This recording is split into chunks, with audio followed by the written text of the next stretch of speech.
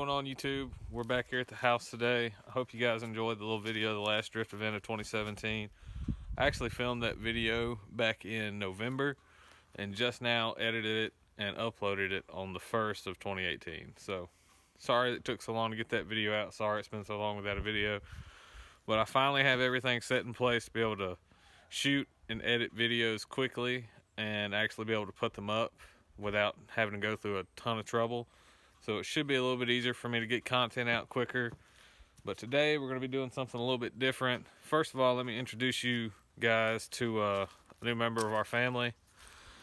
This fine, beautiful 96 model F-150.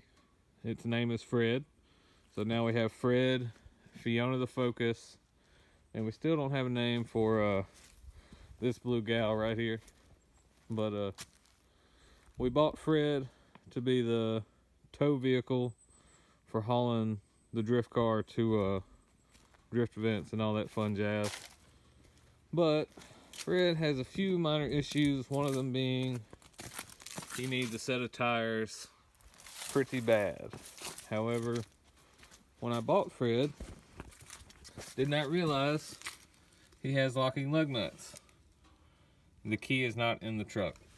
So today, we're going to be working on trying to get locking lug nuts off without the key. I'm going to try and find the best way to do it and share it with you guys. So I think the first thing we're going to do is try to find a big 12-point socket to beat on there with the hammer and try to break it loose. So that's what we're going to do now, and we'll see if it works. All right, so out of all these 12-point sockets, looks like 15/16 was the one that fit snug. I put it on here on the extension, used a small sledgehammer, beat it down on there as far as I could, took the ratchet and jack handle, and it broke right loose. So looks like this is gonna work. Just a good little handy tip to know. I was lucky because the metric, it only went up to a 22mm for me as far as my set that I have, and so I had to go over to standard. And it was damn near 1 inch to have to beat onto this to take it off, but we got it done. You can see it's coming off now. Now as for getting this out, your guess is as good as mine. I think I'm just gonna have to put the socket in something and beat it through with a hammer to get the key out to move on to the next one. But just a handy little trick to know how to take lug nuts off without the key, or locking lug nuts off without the key. But yeah, this worked great for me. Luckily these weren't on very tight, so yeah, we're gonna try it on the other 3, and I'll let you know if I have a problem. Well, surprisingly that actually went really well. I was able to get the locking lug nut off of all 4 wheels relatively easy. Basically what I did was I found a 12-point socket that just barely was too small to go all the way on to the locking lug nut. Use a sledgehammer and an impact extension, which doesn't have to be impact, it's just I didn't want to fuck up a good extension, so I used one. But beat it on there like a redheaded stepchild and put my ratchet with jack handle on it, and it came right off. So actually went really well, really well. I actually used to get the locking lug nut out, I used the jack handle and just put the socket right here and basically set it on the ground and beat the lug nut out of the socket. The socket lined up perfectly with the roundness on here to make it to where the socket didn't move, but I was able to beat the locking lug nut out. But I'm going to take a second and kind of show you guys the truck more, since this is your first time really seeing it. It's a 4-wheel drive 96 model. 4-wheel drive works great. It's an XLT, which is a little bit of kind of a luxury package, but it's a 96 model, so it's nothing too fancy.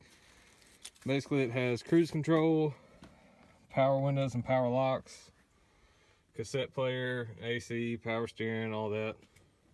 Has the flip down little armrest in the middle. But the neat part about this truck is it only has 135,000 miles.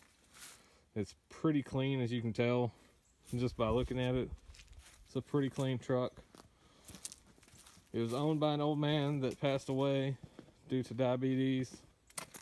He babied the truck for just about all its life.